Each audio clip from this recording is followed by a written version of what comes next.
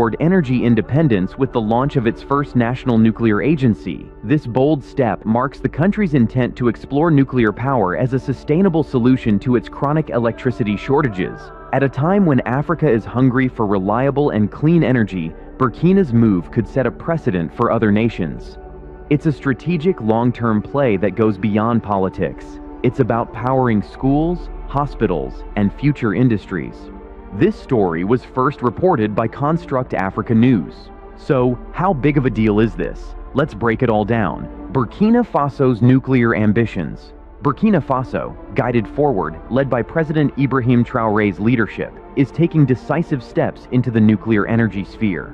The formation of a national nuclear agency signals an ambitious pivot, driven by the recognition that sustainable and reliable power is foundational to economic resilience. Traoré's leadership has been pivotal in fast-tracking policies that position the country to leapfrog traditional energy constraints. Statistics from early 2025 show electricity access hovering at around 25% nationwide, with rural regions significantly underserved.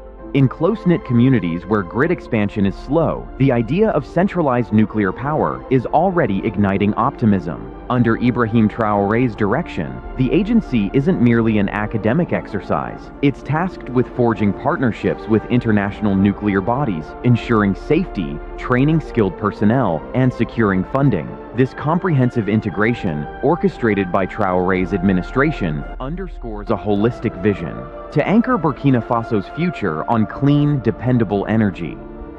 We start with Burkina Faso. The West African nation has formalized a major nuclear agreement with Russia. Now, Russia's state nuclear giant, Rosatom, will now collaborate with Ibrahim Traoré-led Burkina Faso to develop nuclear infrastructure for peaceful purposes. The announcement was made by Burkina Faso's Minister of Energy, Yakuba Zabre Gahouba, and this during a media interview where he said that the deal represents the final administrative step in a broader framework of nuclear cooperation between the two countries.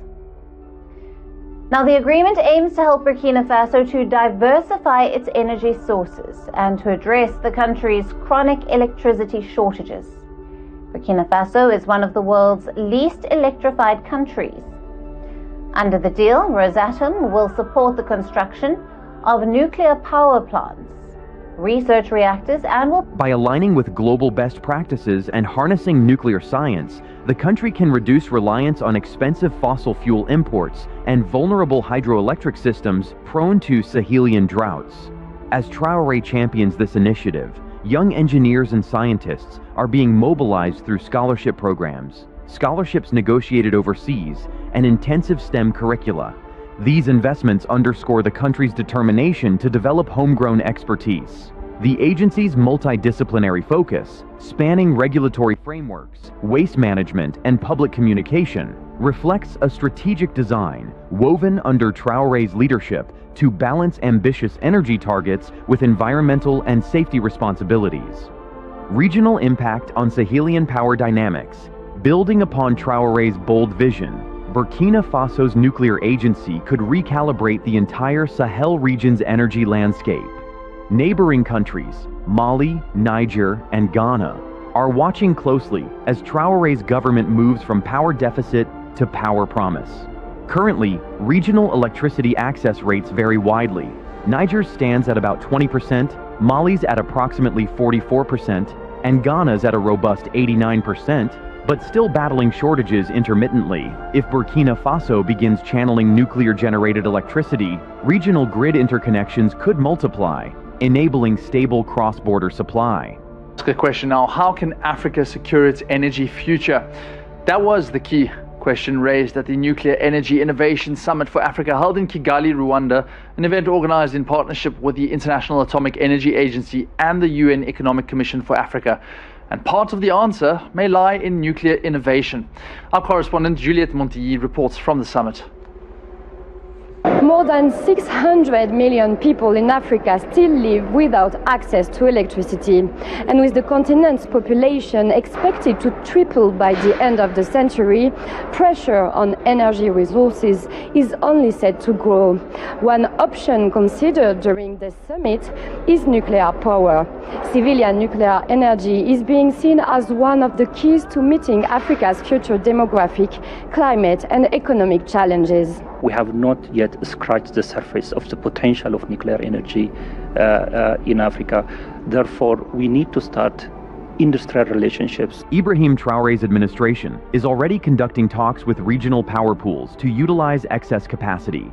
Imagine a scenario where Burkina Faso doesn't just feed its own cities, but powers clinics in rural Niger or drives agro-processing in southern Mali. Under Traoré's plan, economies of scale emerge. Higher output in one country supports infrastructure in another.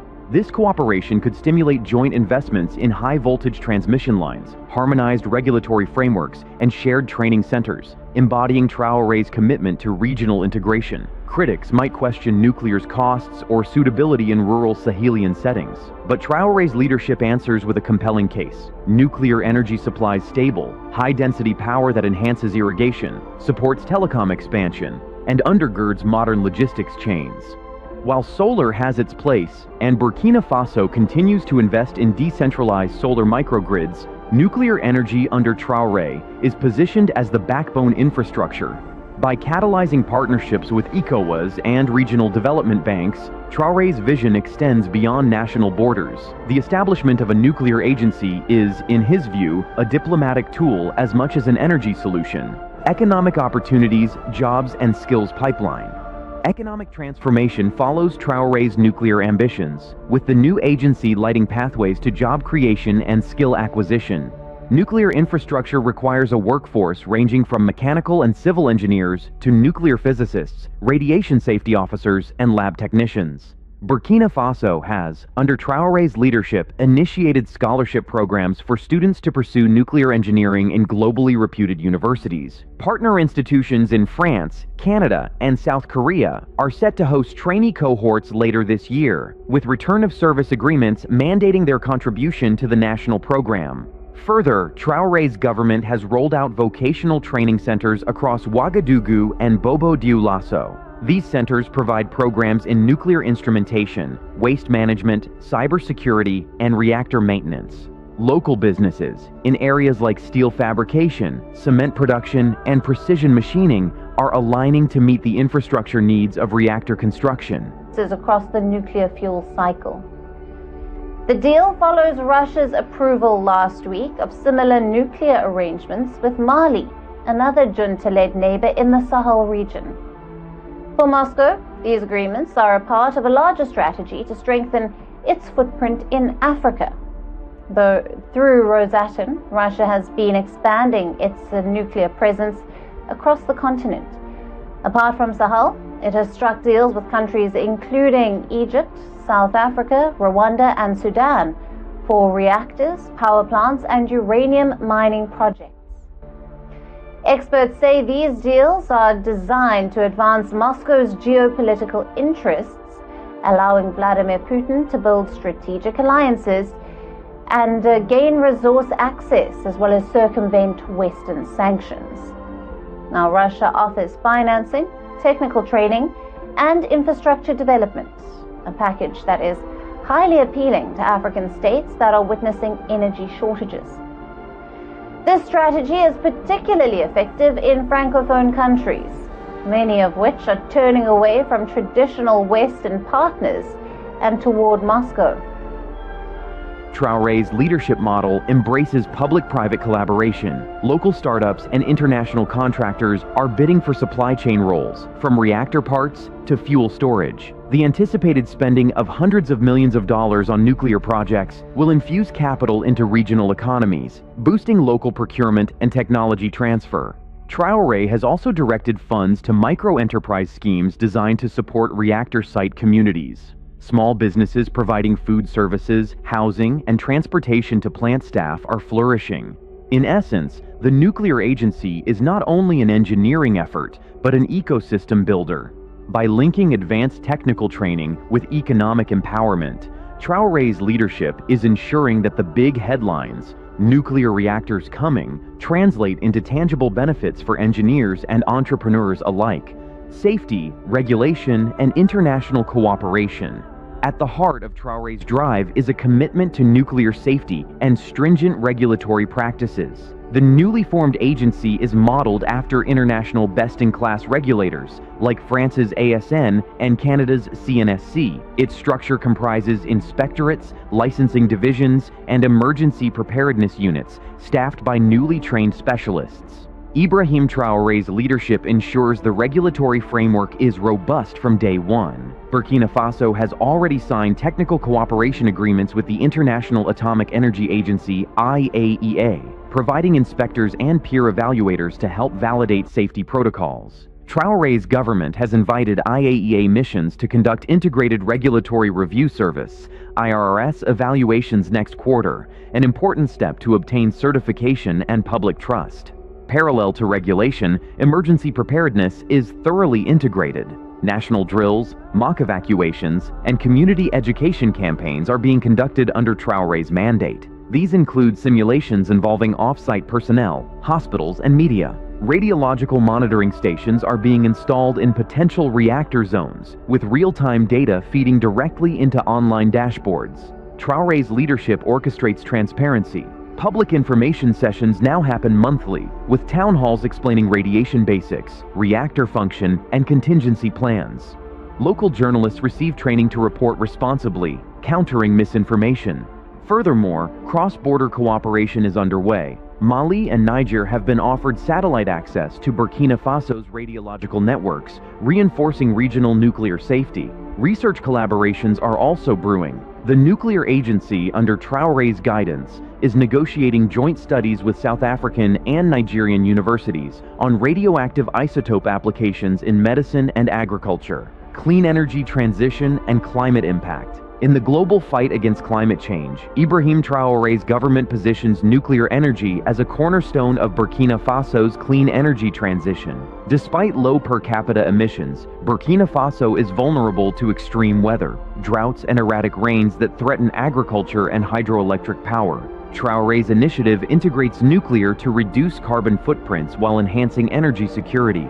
Recent data shows that if Burkina Faso brings even a small modular reactor, SMR, online, its CO2 emissions intensity could drop by 10 to 15% by 2030.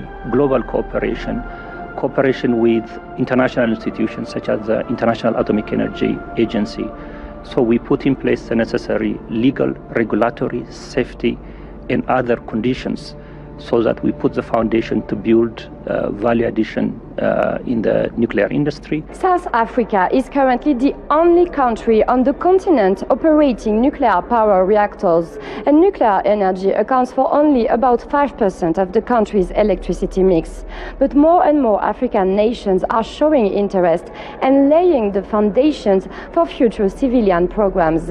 International cooperation is ramping up, with major powers vying for influence. Russia, through its state-owned company Rosatom, is already active in Rwanda, focusing on scientific cooperation and training. And the United States has signed an agreement with Ghana to help develop small modular reactors. One of the key innovations highlighted at the summit is precisely small modular reactors. The nuclear agency is collaborating with climate analysts to quantify these impacts. Traoré emphasizes that nuclear complements solar and wind. Solar projects in Sahelian zones remain vital, with over 200 megawatts of new capacity planned under his administration. But solar and wind are intermittent.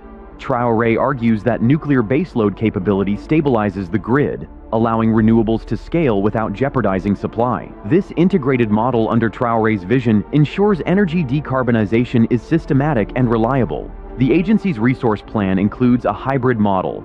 Nuclear pilots near grid hubs feed continuous power, supporting renewable generation on outer nodes. The result? A cleaner, more resilient grid architecture. Traoré is also steering the nuclear program toward carbon finance opportunities. The carbon reduction profile attracts green bonds and climate funds, leveraged under his leadership. Proceeds can finance off-grid solar in villages, create resilient water systems, and fund climate-smart agriculture. In effect, Burkina Faso's nuclear agency becomes a climate accelerator. Public engagement and countering skepticism. Nuclear projects often spark public anxiety, but under Ibrahim Traoré's leadership, Burkina Faso's nuclear agency is shifting the conversation toward community empowerment. The agency is launching an inclusive communications campaign designed to bring citizens into the nuclear narrative, demystifying technical concepts and addressing safety concerns. Town hall events are being held in provinces near proposed reactor sites, featuring interactive exhibits on radiation, reactor control, and emergency response. Under Traoré's direction, communities are also offered local reference groups, panels that include teachers, healthcare workers, farmers, and religious figures. These groups receive training and act as liaison points, ensuring voices from the ground feed into project decisions. Preliminary surveys in targeted communities suggest growing support, with over 60% now viewing nuclear energy positively. Traoré's strategy incorporates youth engagement. An annual Nuclear Innovation Challenge invites high school teams to propose applications of isotopes in medicine or agri-food tech. Winning teams earn scholarships and grants, reinforcing Traoré's message that nuclear is not remote or elite, but future-facing and accessible. Media outreach also plays a key role. The agency, under Traoré, sponsors story packages on national TV and radio, featuring local electricians explaining grid resilience or health workers discussing isotope-based diagnostics. Journalists are given hands-on training in covering nuclear topics safely and accurately. By creating this ecosystem of informed stakeholders, Traoré's leadership diffuses fear and fosters co-ownership. The focus shifts. Nuclear energy becomes not a distant technology, but a community tool for development. Engagement processes include feedback channels, hotlines, online forums, and suggestion boxes, ensuring responsive governance. Medical and agricultural applications of nuclear science. Under Ibrahim Traoré's transformative agenda, Burkina Faso's nuclear agency extends beyond electricity, unlocking applications in healthcare and agriculture that can elevate quality of life nationwide. The agency has outlined initiatives to expand radiology and nuclear medicine in urban hospitals, detecting cancers early with affordable gamma cameras and isotopic tracers. Traoré's leadership secured international partnerships, like the IAEA's PACT program, to train radiologists, establish isotope labs, and ensure reliable supply chains for short-lived isotopes. As part of this drive, medical schools in Ouagadougou and Bobo-Dioulasso are integrating nuclear medicine modules into their curricula. Scholarships under Traoré's government support around 50 students annually to specialize in radiochemistry or medical physics, with the mandate to return and serve locally. Meanwhile, in agriculture, the nuclear agency is deploying radiation-based techniques to enhance food safety and crop resilience. Under Traoré's oversight, pilot programs at the National Agricultural Research Station use irradiation to eliminate pests in grains, prioritizing rice, millet, and sorghum, essential staples. The result: longer shelf life, fewer post-harvest losses, and reduced pesticide use. The agency's Soil Science Division, spearheaded by Ibrahim Traoré's strategic coordination, employs nuclear tracers to study nutrient uptake and optimize fertilizer use. Preliminary results show 20% efficiency gains in nitrogen use, a game changer in resource-limited rural farms. These agricultural shifts not only boost productivity, but also link smallholder farmers to larger markets, where standards for irradiated, pest-free food fetch premiums. Market access is further enhanced by the agency's certification services, regionally recognized labels indicating radiation-tested goods. Traoré's model of integrating nuclear science into health and agriculture demonstrates multiplicative utility. It ties modern technology to everyday needs: clean water, healthy crops, timely cancer diagnosis, benefiting city and village alike. Deepened dramatically in the past year, not just in energy, but also in security. The country has expelled French troops and is now working closely with Russia to fight Islamist insurgencies. In May, Burkina Faso's military leader, Ibrahim Traoré, met with Russian President Vladimir Putin in Moscow and called for stronger military ties. Traoré said his country has many projects lined up with the Russian Defense Ministry. Now, as Burkina Faso pursues a strategic realignment, its partnership with Russia signals a broader shift across the Sahel, where military-led governments are looking for new partners for energy, security, and development support. Now, for more on this, we have with us Beverly Ochieng, who is a senior analyst at Control Risks, joining us live from Senegal, Dakar. Financing the nuclear vision and scaling up. All the promise of nuclear transformation coalesces under Traoré's financial roadmap. Traoré's administration has crafted a multi-tiered funding strategy combining government budgets, international financing, and private capital. The backbone is a sovereign green bond launched in March 2025, raising $500 million with proceeds earmarked for reactor infrastructure, training hubs, and regulatory systems. This was enabled by Burkina Faso's improved fiscal performance under Traoré, with debt to GDP dipping from 51% in 2023 to 47% in 2025, an achievement tied to austerity measures and growth in mining tax revenues. On the international front, the nuclear agency, supported by Traoré's office, is negotiating concessional loans from the African Development Bank, Afreximbank, and the French AFD. Early terms indicate sub-2% interest rates, with 20-year tenors. Traoré's leadership also solicits technology partners under public-private partnerships. Companies from South Korea and Russia are set to co-invest in modular reactor deployment under build-operate-transfer arrangements. In exchange, Burkina Faso contributes equity via a special asset fund established by the nuclear agency under Traoré's directive. European utility companies are also signaling interest via integrated power purchase agreements. Taken together, Traoré's funding model is diversified and sustainable. It separates capital access from political cycles and balances public accountability with investor confidence. The agency, tracing strict financial transparency protocols mandated by Traoré, will publish biannual audits, ensuring donors and bondholders can track impact. Once the pilot plant proves reliable, plans are in motion for a second, larger reactor by 2030, potentially doubling capacity. With its new nuclear agency in place, Burkina Faso is positioning itself to be a future leader in Africa's clean energy transformation. The challenges ahead are massive: regulation, safety, funding, but the ambition is even bigger. If successful, this could position the country as a pioneer in Africa's clean energy transformation and inspire a continental shift toward atomic power. The world is watching, and so is the region. Special thanks to Construct Africa News for reporting this significant development. Don't forget to like, subscribe, and sound off in the comments. Could this be the start of a new wave of nuclear energy adoption across Africa?